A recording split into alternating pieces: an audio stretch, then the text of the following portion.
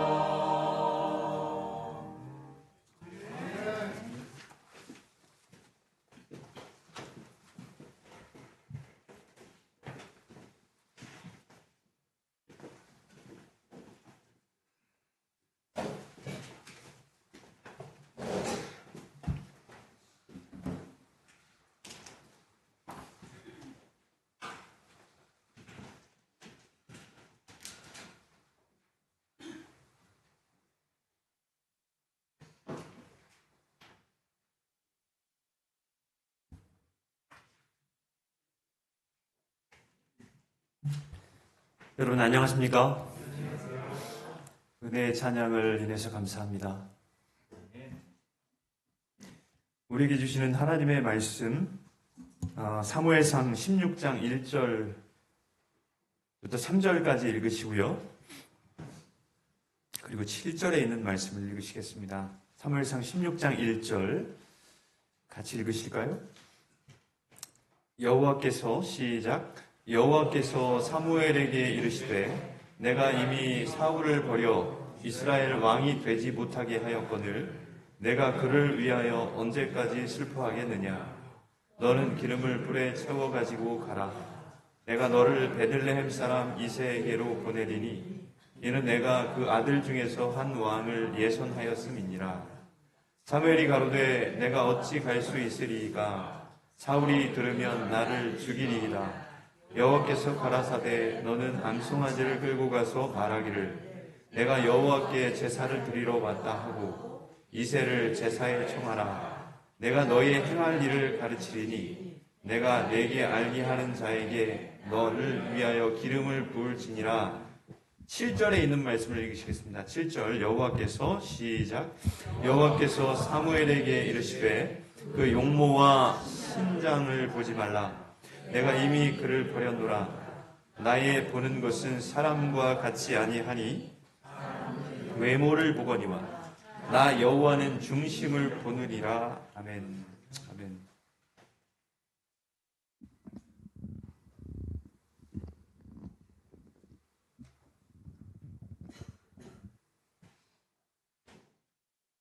사무엘상 16장 1절부터 13절까지 있는 말씀 함께 나누실 하나님의 말씀입니다. 보시는 것처럼 나는 하나님의 완전한 계획, 나는 하나님의 완전한 계획이라고 하는 제목입니다. 하나님 말씀 함께 나누시겠습니다. 타력이라고 하는 제목의 책입니다. 일본의 아주 유명한 작가인데요. 이츠키 히로유키라고 하는 작가가 쓴 책 속에 이런 내용이 좀 기록이 돼 있어서 제가 좀 발표를 했습니다. 나 이외에 눈에 보이지 않는 커다란 힘이 내 삶의 방식을 떠받치고 있다. 내가 노력하는 어떤 것 말고요. 내가 어떻게 표현할 길은 없지만 커다란 힘이 내 삶의 방식을 떠받치고 있는 것 같은 느낌을 받는다는 거예요. 그걸 이 사람은 이 책의 제목처럼 타력이라고 이렇게 이야기를 합니다. 그래서 쉽게 이야기하면 내 힘은 자력이고요. 내 힘 이외에 나를 움직이는 그 어떤 능력, 타력입니다. 그래서 인생에는 아무것도 할 수 없는 자력으로는, 우리 힘으로는 할 수 없는 그런 시간들이 있어요. 마치 여러분 나룻배 기억하시지 않습니까? 나룻배를 우리가 아는 것처럼 나룻배는 돛을 달고요. 바람이 불면 이제 가는 것입니다. 나룻배는 엔진이 없어요. 그래서 그 바람이 불지 않는다면 그 나룻배는 가만히 있을 수밖에 없습니다. 그래서 바람이 언제 부는지 아주 민감한 발음의 방향을 우리가 잘 깨닫는 것이 중요합니다. 그때 뭘 해야 될까요? 돛을 올려야 됩니다. 그러면 그 배는, 나룻배는 움직이는 것입니다. 이 책의 내용처럼 자력이 있고 타력이 있는데, 자력이 아닌 타력에 의지하는 삶을 살 때 조금 아름다운 삶을 살 수 있다라고 하는 이야기를 합니다. 그렇다면 자력, 내 힘의 존재는 타력을 알아차리기 위해서 필요하다. 이런 그 글귀가 또 있어요. 아주 적절한 표현이 아닌가 싶습니다. 우린 여러분 그리스도인 삶을 살면서 우리의 힘을 무엇을 하기 위해서 사용하는 것이 아니라 하나님께서 하나님의 능력을 우리를 위해서 행하시고 베푸실 때 우리의 힘은 온전히 하나님의 능력을 분별하는 것에 쓰여질 수 있다면 우리는 아름다운 그리스도인 삶을 살 수 있지 않을까 싶습니다. 오늘 성경에 있는 말씀 사무엘상 16장에 있는 말씀입니다. 이 내용들을 우리가 쭉 보면 이 하나님께서 누구를 택하시고 있느냐 하면 다윗을 택하시고 있지요. 다윗은 왕이 되기 위해서 준비한 사람이 아니었습니다. 하나님에 의해서 택함 받은 사람이었다. 이사야 43장 1절에 있는 말씀을 보면 이렇게 기록이 돼 있어요. 같이 좀 읽어보시겠습니다. 내가 너를 시작. 내가 너를 지명하여 불렀나니 너는 내 것이라 그러셨어요. 하나님께서 지명해서 불러서 이곳에 있게 해주셨다고 하는 거지요. 여러분들이 이곳에 오셔서 하나님의 말씀을 듣고 계시다고 하면 그건 내 힘으로 말미암아 이곳까지, 내 능력으로 말미암아 이곳까지 오게 된 것이 아니라 하나님께서 특별한 하나님의 섭리로 이곳에 있게 해주셨다고 하는 거예요.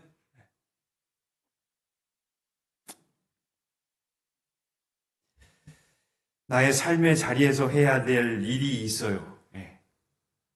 여러분, 하나님께서 불러주셨다고 하면 이유 없이 우리를 이 자리에 불러주신 안 하셨을 것입니다. 특별한 이유를 갖고 목적이 있으셔서 이곳에 우리를 있게 해주셨을 거라고 믿습니다.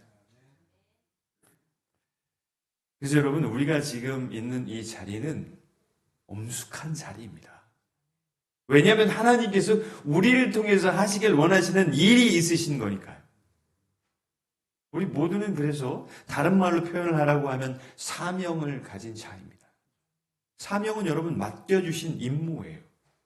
우린 해야 될 일이 있다. 임무가 있단 말이에요.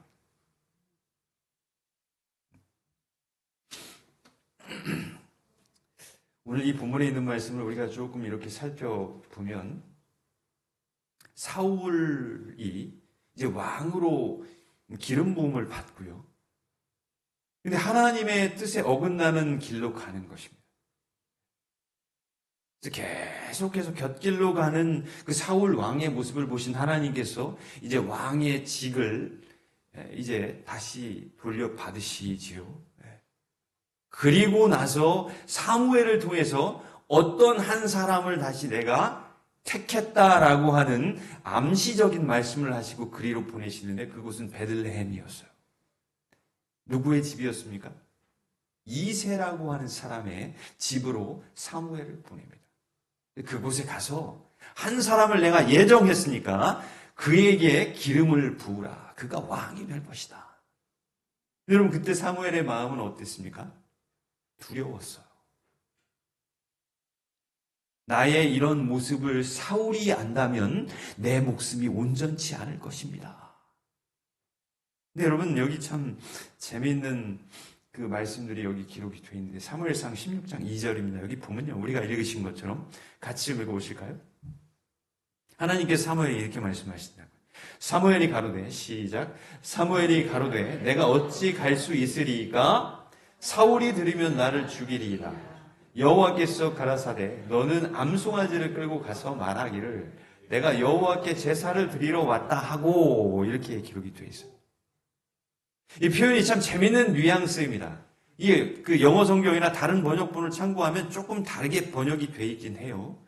그래서 하나님께서 이것은 뭔가 이렇게 사실 5절에 있는 말씀을 연결해서 보면 이건 거짓말은 아니었습니다. 왜냐하면 사무엘이 이새의 집에 가서 제사에 초청을 했어요. 근데 이 뉘앙스가 마치 하나님께서 굉장히 이렇게 막 하나님은 앞으로만 가시는 분이 아니라 뭔가 좀 유연한 그런, 그리고 또 완곡하게 간접적으로 사무엘이 어려움을 당치 않고 나아가서 그 하나님께서 명령하신 말씀들을 수행할 수 있도록 인도해 주시는 하나님의 유연함을 우리가 좀 발견하게 돼요. 이 하나님은, 여기 여러분 교훈이 있어요. 하나님은 우리의 마음을 정확하게 아신다고 하는 거예요. 두려워했던 사무엘을 아신 하나님께서 당신의 길을, 당신께서 그 준비하신 길, 그 준비하신 여러 가지 것들을 수행할 수 있도록 사무엘을 인도하시는 모습이지요.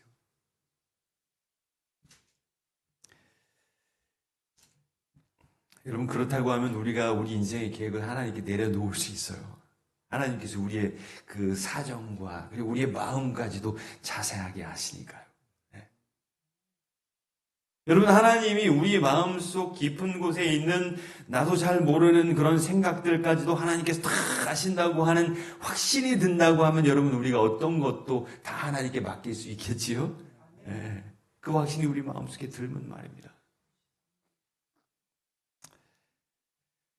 그래서 이제 그곳에 가서 이제 이 사무엘이 이새의 아들들을 이렇게 보게 됩니다. 첫 번째 아들이 누구였어요? 엘리압이라고 하는 장남이 탁 등장을 하는데, 기가 막힌 외모와 아주 이 사람이 사울을 대신해서 왕이 될 것이 분명하다고 하는 생각을 한 것 같아요.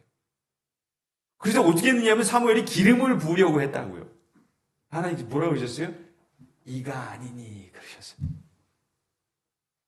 여러분, 사무엘은 어떤 사람입니까? 하나님의 전에서 길러진 영적 거인이었어요.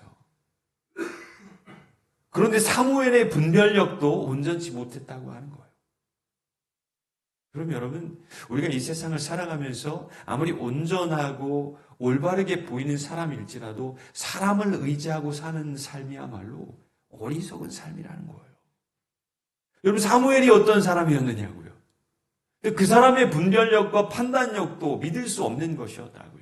하나님께서 막으셨어요. 그가 아니라고. 둘째 아들이 지나갑니다. 아비나답이에요. 훌륭합니다. 역시 마찬가지예요. 그래서 이 나오는 아들들마다 뭐 하려고 그랬어요? 기름을 부으려고 했어요. 아니라고 그러셨어요. 셋째 아들 삼마가 지나갔어요. 아닙니다. 그가 아니다. 그게 아니다.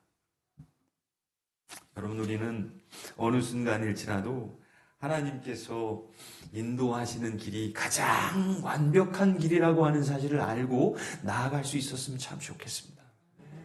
여기 있는 말씀, 이 사무엘상 16장 7절에 있는 말씀을 보니까 이런 말씀을 덧붙이셨어요. 하나님께서. 계속 사무엘이 실수를 하니까 영적으로 분별할 수 없는 그 사무엘의 연약한 모습을 보신 하나님께서 이렇게 말씀을 하셨다고요. 16장 7절 여호와께서 시작.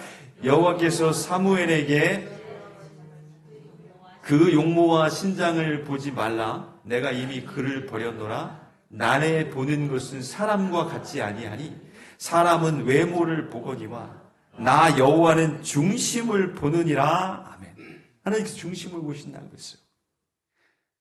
근데 이 현대어 성경에는요, 이 마지막 부분에 대해서 중심을 보신다고 하는 개역 한글판 성경을 어떻게 번역을 했느냐 하면 나는 사람의 마음속을 들여다본다 그러셨어요.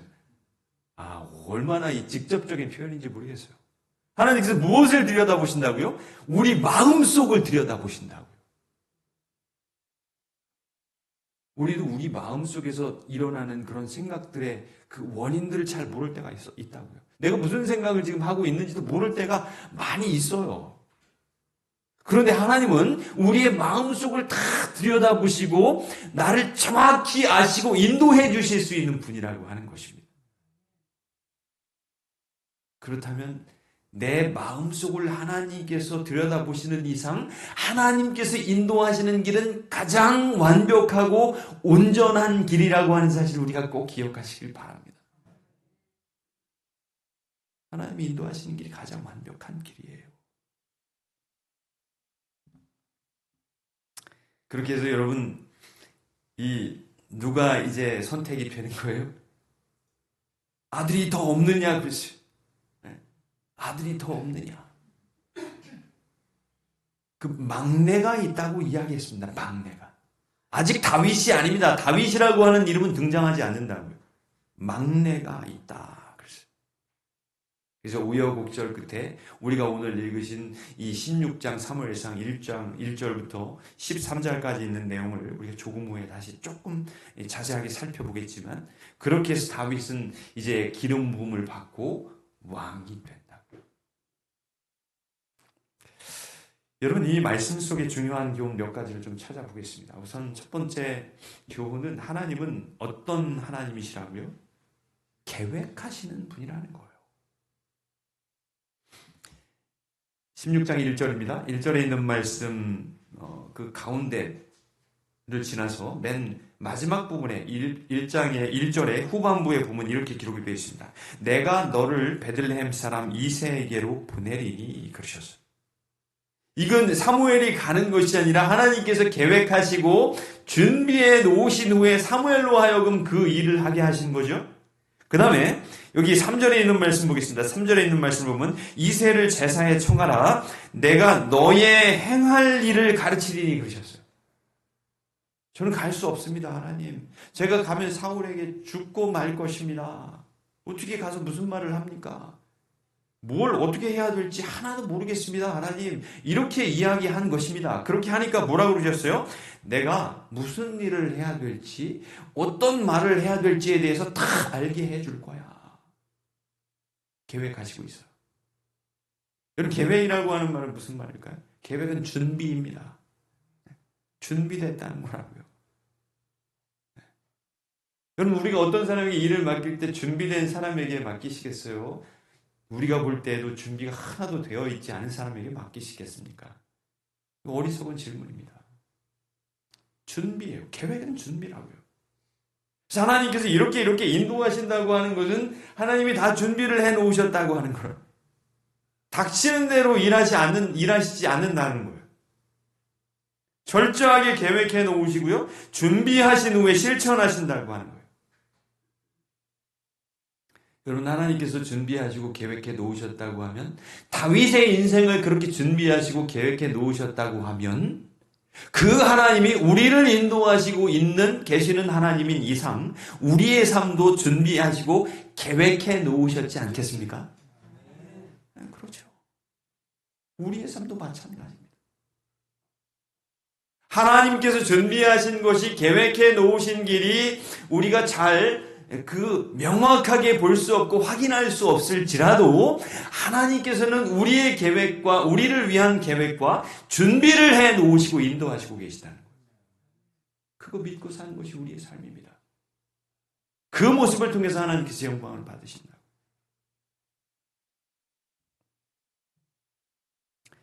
여러분, 하나님께서 다윗뿐만 아니라 우리에 대한 계획도 가지고 계신데, 이것을 믿고 사는 우리의 모습은 좀 조금 더 구체적으로 어떤 모습이어야 될까요?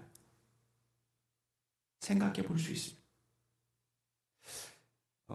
이 사우디아라비아에는요, 왕이 타는 말이 있어요. 그래서 그걸 보마라고 합니다. 이 보베로울 보자 해서 보마인데요. 보베로울 보자, 말맞자. 그 왕이 타는 귀한 말이라는 것입니다. 그럼 왕이 타는 말이기 때문에 그냥 저기 마국간 아무데나 있는 말들을 끌어다가 임금님이 타시게 하지는 않겠지요? 이 훈련을 시켰습니다. 그래서 이 아라비아의 말은 굉장히 유명합니다. 전 세계적으로도. 그래서 어떻게 훈련을 시키느냐 하면, 이 책을 읽으면서 참 독특했습니다. 우선 혈통이나 아주 이 외모적으로 뛰어난 말들을 이렇게 뽑아요. 그래서 수백 마리를 이렇게 뽑아서 선별을 합니다. 먼저는 잘생긴 외모, 혈통 이런 거를 보고 뽑아서 훈련을 이제 조련사가 시키는 것입니다. 각종 훈련들을 시키고요. 말을 잘 듣고 이 왕이 컨트롤할 때, 제어할 때 제대로 이렇게 움직일 수 있도록 잘 훈련을 시키는 것입니다. 이 왕이 말을 타다가 잘못해서 낙상을 하면 큰일이잖아요. 그래서 이 훈련을 시키는데, 이 마지막 훈련이 있어요. 그냥 흥미로웠습니다. 마지막 훈련은 뭐냐면, 이 조련사가 어느 순간에라도 부는 호각에 이 말은 멈추어야 돼요. 그래서 그렇게 훈련을 시킵니다. 호각을 쫙 불면 막 어떤 일을 하고 막 달리다가도 이 말은 반드시 서야 되는 그런 훈련을 시키는 거예요. 근데 그거 이제 훈련이 다 마치고 나면, 이렇게 훈련을 다 받고 난 말들이 어디로 보내지느냐 하면 사막으로 보내집니다. 그래서 그곳에서 이 3일 동안 물을 주지 않아요. 그리고 메어놓는 것입니다. 사막 한가운데서 모래바람이 불고요. 먹이도 주지 않고 물도 주지 않는다고요. 3일 동안. 그리고 4일째 되는 날 드디어 오아시스 근처에다가 이 말을 풀어놓습니다. 그럼 이 말들이요, 물냄새를 맡고 미친 듯이 어디로 뛰어갈까요? 오아시스로 뛰어갑니다. 그때 이 교련사가 무엇을 하느냐 하면 호각을 불어요.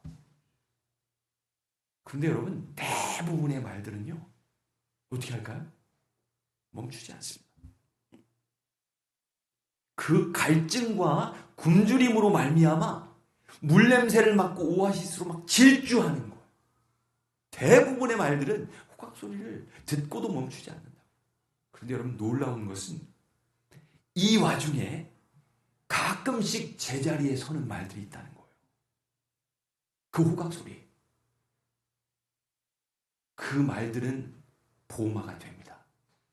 임금님이 다시는 말이 되는 거예요. 근데 제가 여러분 그 책을 읽으면서 그 말들의 엉덩이에 어떤 낙인이 찍히느냐 하면 이런 낙인이 찍힙니다. 왕을 섬기기에 합당한 말. 이 표식이 낙인으로 만들어져서 찍힌다. 이 말은 합격이에요. 뭐라고요? 왕을 섬기기에 합당한 말. 여러분, 이 동물에 관한 비유이긴 하지만 굉장히 큰 마음속에 감동이 있었습니다. 그러면서 제가 제 마음속에 물었어요. 너는 하나님을 섬기기에 합당한 종인가? 여러분은 어떠십니까? 여러분, 하나님을 섬기기에 합당하신 하나님의 종이십니까? 인간의 방법과 하나님의 방법이 있어요. 내가 생각하는 여러 가지 길들이 있지만 그것이 훨씬 더 좋게 보이고, 그리고 그것으로 가면 아주 일을 쉽게 할 수 있는 것처럼 분명하게 보이는 길이 있고, 하나님께서 인도해 주시는 좀 돌아가는 어렵고 힘든 길이 있습니다. 그때 인간의 길을 멈추고 하나님께서 인도해 주시는 길로 갈 수 있는 우리들의 모습이라고 하면 하나님, 왕이신 하나님을 섬기시기에 충분한 종이라고 하는 사실을 우리가 좀 꼭 기억하셨으면 좋겠어요. 여러분, 하나님께서는 당신만을 섬기시는 그 종을 찾고 계신 것입니다. 그 사람이 어떤 사람이에요? 하나님께서 다윗뿐만 아니라 나에 대한 계획도 갖고 계시다고 하는 사실을 믿음으로 고백한 사람이라고요. 그 사람이. 그 보마는요, 그 말은 평생토록 왕을 섬기는 그런 보마가 되는 거예요. 우리도 여러분 그랬으면 참 좋겠습니다. 우리 평생을 하나님을 섬기는 하나님의 종이 됐으면 참 좋겠어요. 왕을 섬기기에 합당한 종. 두 번째, 우리가 좀 살펴볼 교훈이 있습니다. 하나님은 나와 다른 시각, 다른 생각의 하나님이시라는 것. 하나님께서 인도하시는 것은요, 좀 달라요. 여기 한번 보겠습니다. 이 본문에 있는 말씀을 좀 보면요, 어디를 좀 함께 보시느냐는 7절에 있는 말씀 함께 읽으셨는데, 하나님께서는 어디를 보신다고요? 중심을 보신다 했어요. 우리의 마음을 들여다보신다고 했고요. 그 다음에 여기 11절에 있는 말씀을 좀 보겠습니다. 또 이새에게 이르되, 이렇게 기록이 되어 있죠. 조금 작은 글씨지만 같이 좀 읽어보시겠습니다. 시작. 또 이새에게 이르되, 내 아들들이 다 여기 있느냐? 이새가 가로되, 아직 말째가 남았는데 그가 양을 지키나이다. 사무엘이 이새에게 이르되, 보내어 그를 데려오라. 그가 여기 오기까지는 우리가 식사 자리에 앉지 아니하겠노라. 그랬어요. 마지막으로 남은 아들이 있었어요. 말째, 막내입니다. 네. 여러분, 여기 보면요, 11절에 있는 그 말째라고 하는 거기 막내 아들 다윗인데, 우리가 알고 있는 것처럼 아직 다윗이라고 하는 이름도 아닙니다. 근데 이 원어를 보면 이게 뭐냐면요, 같이 한번 해보시겠습니다. 뭐라고요? 하카톤이라고 하는 말입니다. 말째가. 막내, 말째. 이것의 뜻은 뭐냐면 중요하지 않은 사람, 중요한 자리에 절대로 올 수 없는 사람이라는 말이에요, 이게. 하카톤. 그래서 이 아버지도 형들도 그 형들이잖아요, 다. 그 형들이나 아버지조차도 뭐라고 그랬어요? 아유, 걔는 그냥 동일한 인격으로 취급받지 못했던 사람이었다고요, 이 다윗이, 이때. 이 막둥이 다윗이. 아직 다윗이라고 불리우지도 않은 이 막내. 중요하지 않은 사람. 양치는 일을 했어요. 그 당시 양치는 일은 가장 아무든지 누구든지 할 수 있는 일이었습니다. 가장 보잘것없고 하잘것없는 일이었다고요.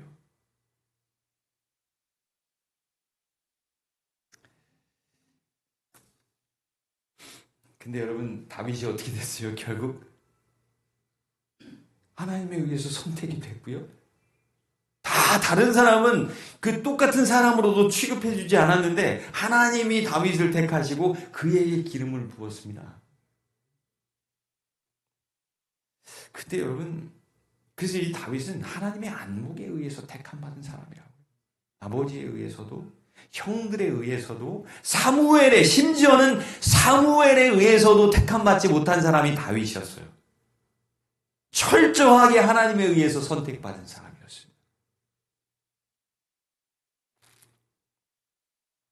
그날 그 주변에 있었던 사람들은 어떤 생각을 했을까요? 드러나 있지는 않지만 아마 그렇게 이야기하지 않았을까 싶어요. 아이고, 하나님은 도대체 나만 친도 못하시네. 아니, 그렇게 안목이 없으신가?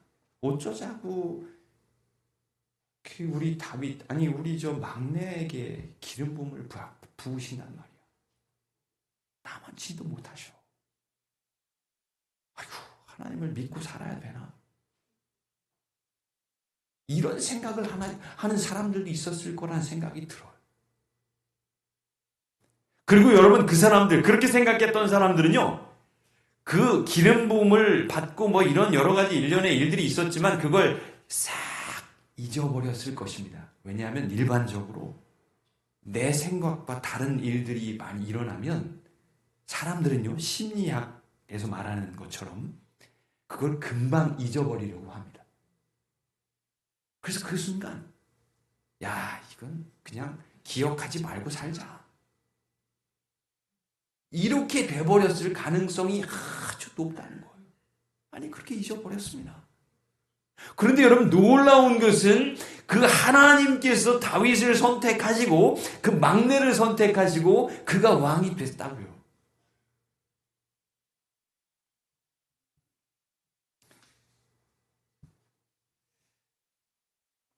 중요하지 않은 사람. 다윗은 중요하지 않은 사람이었어요. 그때 사람들에게 있었어요. 근데 여러분, 한번 보십시오. 13절부터 있는 말씀을 볼까요? 13절에 있는 말씀인데요. 그 말씀을 좀 보면요, 이렇게 기록이 되어 있습니다. 16장 13절, 제가 찾지는 않았습니다. 사무엘이 기름불을 취하여 그 형제 중에서 그에게 부었더니 이날 이후로 누가 나왔어요? 드디어 누가 등장을 합니까? 다윗이 여호와의 신에게 크게 감동되니라 그랬어요. 지금까지는 12절 전까지는, 13절 전까지는 계속 뭐라고 불리웠느냐 하면 그냥 막내였어요. 막둥이였다고요.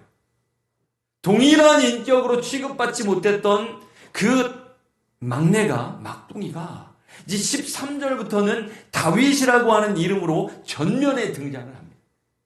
그래서 여러분, 구약 성경에 다윗이라고 하는 이름이요, 몇 번 등장하는지 아십니까?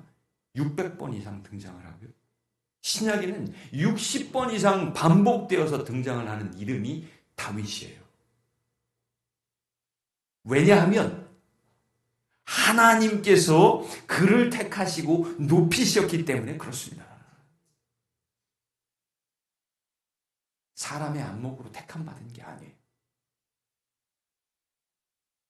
여러분, 그렇다고 하면 우리의 삶도 마찬가지입니다. 하나님에 의해서 선택받았다고 하면 하나님께서 여러분 우리의 길을 분명히 인도하시고 우리를 때가 되면 이 악한 모든 사람들 위해 우리를 높이실 거예요. 그 사실을 믿게 되시길 바랍니다. 확신을 갖고 사십시오. 그게 우리의 능력이에요. 그리스도의 능력이라고.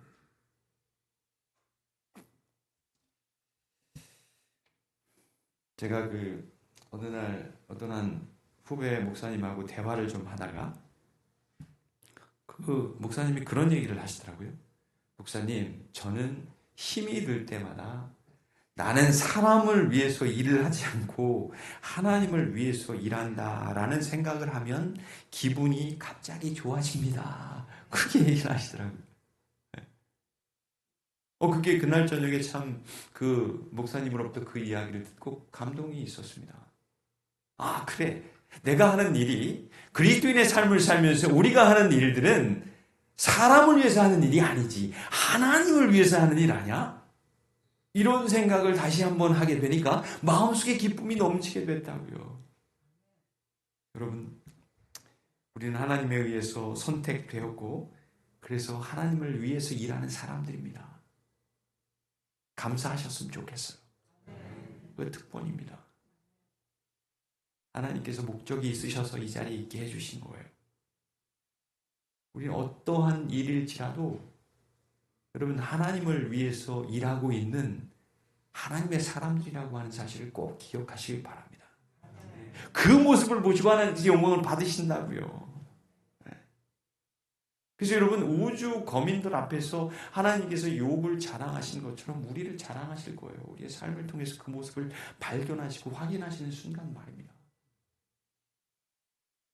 우주의 주인이신 하나님을 높이는 삶이야말로 가장 온전하고 그리고 안전하고 위대한 삶 아니겠어요?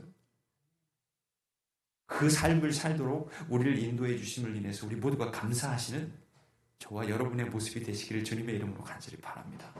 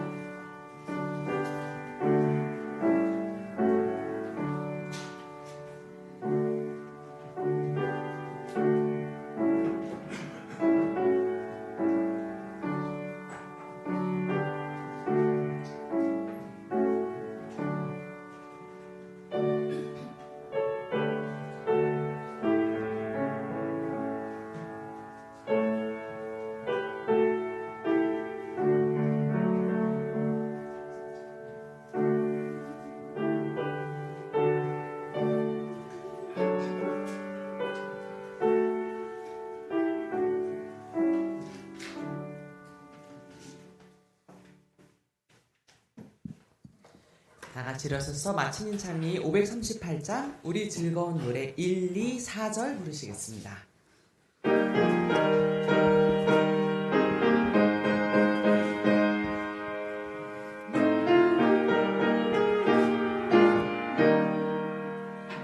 우리 즐거운 노래 다시 부르세 잠시 후에 번영하겠네 밤이 지나간 곳에 다시 보리니 잠시 후에 번영하겠네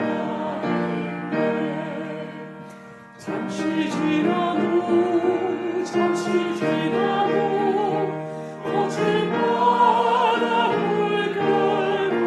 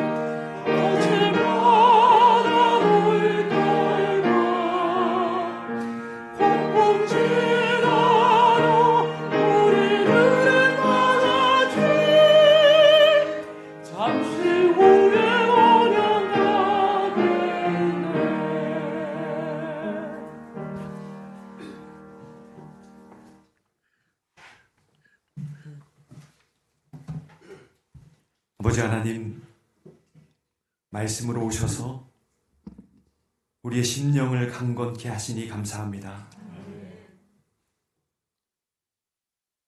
우리의 존재가 하나님의 완전한 계획임을 다시 깨닫게 해주셨사오니 감사하며 살 수 있도록 인도해 주시옵소서.